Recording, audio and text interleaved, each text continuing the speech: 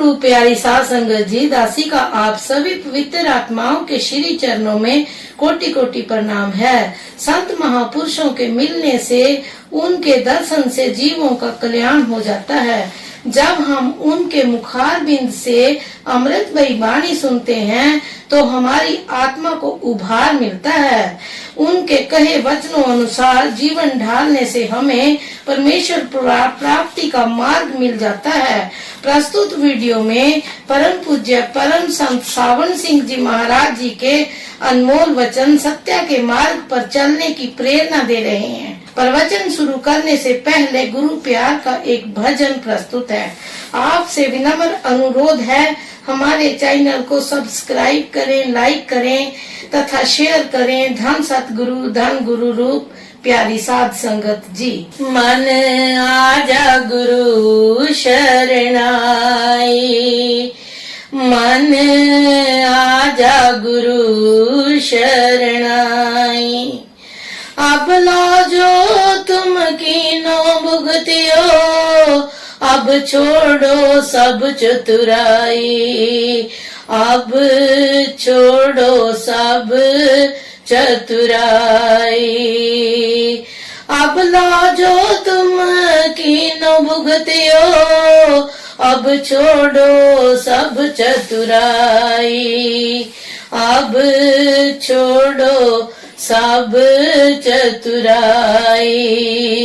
मन आजा गुरु शरणाई, मन आजा गुरु शरणाई। सुरत कहे मन से सुन भाई, हम तुम करे मिताई। सुरत कहे मन से सुन भाई, हम तुम करे मिताई, हम तुम करे मिताई। मन आजा गुरु शरणाई, मन आजा गुरु शरणाई। तुमरो मंदिर बहुत हम माना, अब लो तुम सस्ताई। तुमरो मंदिर बहुत हम माना, अब लो तुम सस्ताई, अब लो तुम सस्ताई। मन आजा गुरु शरणाई, मन आजा गुरु शरणाई। हम जो कहे करो तुम अब से, मत तुम करो ढिठाई। हम जो कहे करो तुम अब से, मत तुम करो ढिठाई, मत तुम करो ढिठाई। मन आजा गुरु शरणाई, मन आजा गुरु शरणाई। बाग तुम्हारी हाथ दिए थे, बहुत सजा हम पाई, बहुत सजा हम पाई। बाग तुम्हारे हाथ दिए थे, बहुत सजा हम पाई, बहुत सजा हम पाई। मन आजा गुरु शरणाई, मन आजा गुरु शरणाई।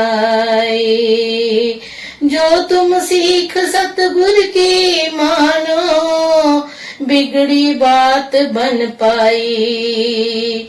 जो तुम सीख सतगुरु की मानो, बिगड़ी बात बन पाई, बिगड़ी बात बन पाई। मन आजा गुरु शरणाई, मन आजा गुरु शरणाई। गुरु रूप प्यारी साध संगत जी, परम पूज्य परम संत सावन सिंह जी महाराज जी फरमा रहे हैं। अब गुरु अमरदास साहिब कहते हैं कि जो ये गुरबाणी है यही शब्द है सबके अंदर, मगर कोई कोई गुरमुख सुनता है। जो यह गुरबाणी है यही कलमा है। फिर गुरु साहिब कहते हैं, मन बैराग रत्यो बैरागी शब्द मन बेदिया मेरी माई, अंतर जोत निरंतर बाणी साचे साहिब स्यों लिगलाए।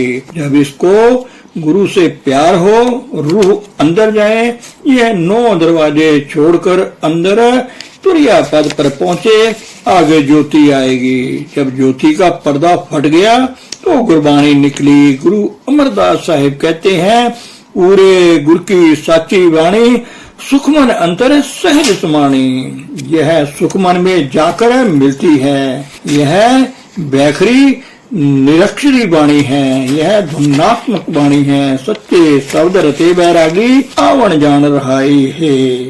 यह शब्द हर एक के अंदर है। जिनकी सुरत शब्द के साथ लग गई, शब्द की लज्जत ले ली, उनका जन्म मरण समाप्त हो गया। गुरु अर्जन साहिब कहते हैं, नाम विहोणे पच मुए भाई, गणत न जाई गणी आवन जान न चुकई भाई चुट्ठी दुन्नी मणि। बिना नाम या शब्द के जन्म मरण समाप्त नहीं होता। शब्द बुझे सो मैल चुकाए, निर्मल नामे वसै मन आए। जो शब्द के साथ मन लगाओगे तो सारे मैल नाश हो धुल जाएंगे। यह धुन निर्मल है, उसके साथ लगकर निर्मल हो जाओगे। यह हमारी मातृभाषा है। सुरत का शब्द के साथ लगना, पर्दा खोलना और नाम की कमाई करना, यह हमारा अपना काम है। अब वह शब्द तो सबके अंदर है, लेकिन पूरा गुरु मिलता नहीं। इसलिए मुनासिब है कि सतगुरु को पूछो, आपने किस राह जाना है, मुझे भी राह दिखाओ। लेकिन मैं तो कहूंगा कि जब जब संत आए, उन्होंने अपने मुंह से अपने आप को गुरु नहीं कहा। गुरु नानक साहिब ने कब कहा कि मैं गुरु हूँ, कबीर साहब ने कब कहा कि मैं गुरु हूँ, बल्कि वे तो कहते हैं कि तुम मुझे दोस्त समझ लो, बड़ा भाई समझ लो। गुरु नानक साहिब फरमाते हैं, रूप हमारा अचरज कहिए, हम होते अचरज रबाणी, कला हमारी सौ घट पसरी, जोत सगर घट ताणी। सतगुरु अपना सब ही सेवे हमें विचों जाई है। जब दिन रात सतगुरु से प्रेम किया, अहंकार ममता निकल कर बाहर हो गई। गुरते बुझे तादर सुझे, नाम भी होने कठ कठ लूझे। अतः गुरु से रास्ता लो, मेहनत करो, अंदर दरवाजा खुलेगा। अगर आप ही आप लफ्जों को जप जप कर मर जाओ तो कुछ नहीं। तुलसीदास जी कहते हैं, 4:18:9 पढ़े, खट पढ़ खोया मूल, सुरत शब्द चीने बिना जो पंछी चंडूल। अगर 4 वेद 6 शास्त्र 9 व्याकरण 18 पुराण भी पढ़ लिए जाएं, अगर रूह शब्द के साथ नहीं लगी तो कौड़ी भर भी काम नहीं हुआ। अर्थात सब पढ़ना पढ़ाना व्यर्थ है। सतगुरु सेते ही की वड़ियाई, तृष्णा भुख गवाई है। सतगुरु से मिलने का लाभ क्या है? यह खोटे काम छोड़ देता है, नाम की कमाई करता है, आशा मनसा मर जाती है। आपे आप मिले ता बुझे, ज्ञान भी होना किछु न सुझे। अब फरमाते हैं कि परमात्मा की दया हो तो सत्संग मिलता है, दया हो तो गुरु मिलता है, गुरु की दया हो तो नाम मिलता है, उनकी दया हो तो शिष्य नाम की कमाई करके पर्दा खोल लेता है। जब तक इसकी सूरत ज्ञान के साथ नहीं लगी, अर्थात शब्द के साथ नहीं लगी, तब तक इसका कहना कहना सब व्यर्थ है। गुरु की दात सदा मन अंतर, बाणी शब्द बजाई है। अब जो सतगुरु की दात है, दया है, वह क्या है? वह शब्द हर एक के अंदर बसता है, वह वाणी हर एक के अंदर धुनकारें दे रही है। मुसलमानों के, हिंदुओं के, सबके अंदर है। गुरु अमरदास जी कहते हैं, वाणी बजी चौजुगी सच्चो सच सुनाई। उसे आद सच जुगाद सच कहते हैं। वह सच्चा कीर्तन है। गुरु अमरदास साहिब ग्रंथ साहिब में क्या फरमाते हैं? कल कीरत शब्द पछाण यह भगत चुके अभिमान। हर एक के अंदर वह आरती हो रही है। आप सो जाओ, वह नहीं सोती। जो तुर लिखया सो कर्म कमाया, कोई न मिटे तुर फरमाया। बड़े सौभाग्य से जिस पर परमात्मा की दया हो, जिसके मस्तक पर लिखा हो, उसे ही संत मिलते हैं। और भाग्य हो तभी पर्दा खुलता है। सत संगत में तिनकी वासा, जिनको तुर लिख पाई है। तुर दरगाह से जिनके लिए लिखा हुआ है, वे ही सत्संग के वचनों का लाभ उठाएंगे और वे ही पर्दा खोलेंगे। एक गुरु साहिब कहते हैं, मैं नहीं कहता। जब महाभारत का युद्ध समाप्त हुआ तो कृष्ण भगवान ने पांडवों को बुलाकर कहा, यज्ञ करवाओ, प्रायश्चित करो, नहीं तो नरक में जाओगे।